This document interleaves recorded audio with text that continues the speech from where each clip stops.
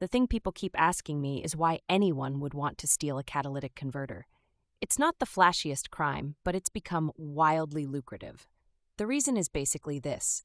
Inside the seemingly boring metal box are precious metals, think platinum, palladium, and rhodium, which last I checked are worth more than gold per ounce. Here's how it goes down. Someone slides under your car with a battery saw.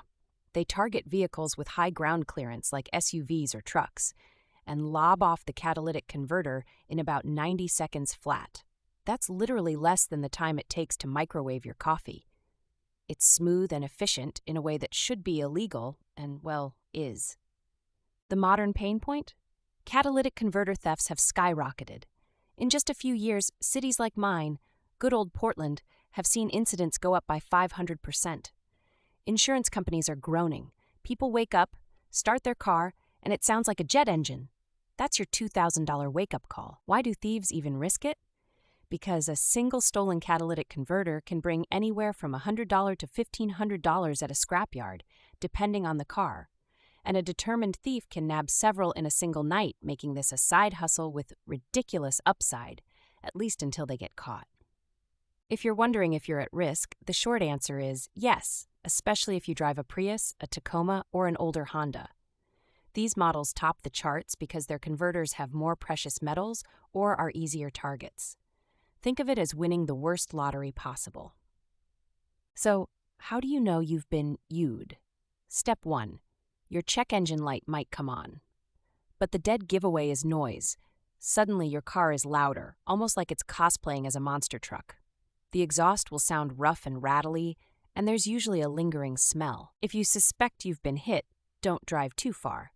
Running your car without a catalytic converter can damage other components and is a big-time air polluter. The best move is to call your insurance and police immediately. But be warned, some companies treat this as routine, which tells you how common it's become. Catalytic converters aren't cheap. Replacement can cost anywhere from $1,000 to $3,000, and that doesn't account for downtime, tow trucks, or, the general existential dread. One pro tip, ask your mechanic about aftermarket alternatives or anti-theft options. Sometimes a shield or cage can save you a world of pain. Let's talk prevention, because honestly, that's where you get the biggest return. Engrave your VIN on your converter. This isn't superhero-level protection, but it means scrapyards can trace stolen goods, making life harder for the thieves. Motion-activated lights and parking in well-lit areas help too. Some local police departments will even etch VINs onto converters for free. If you're really serious, you can have a specialized security plate welded over your catalytic converter. $200 up front probably beats $2,000 later. There are also bright, high-temperature sprays that flag converters as marked, which deters resale. A big frustration for everyone. Police rarely catch these thieves. Even if they do, the punishment is basically a wrist slap. This keeps the cycle running, as low risk plus huge reward is catnip for opportunists.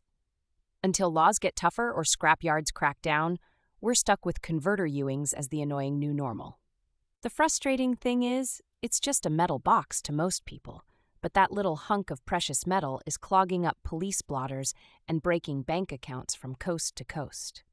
So, if you haven't been U'd yet, consider yourself lucky, and maybe take a few extra minutes tonight to park under a light or invest in a $20 etching kit.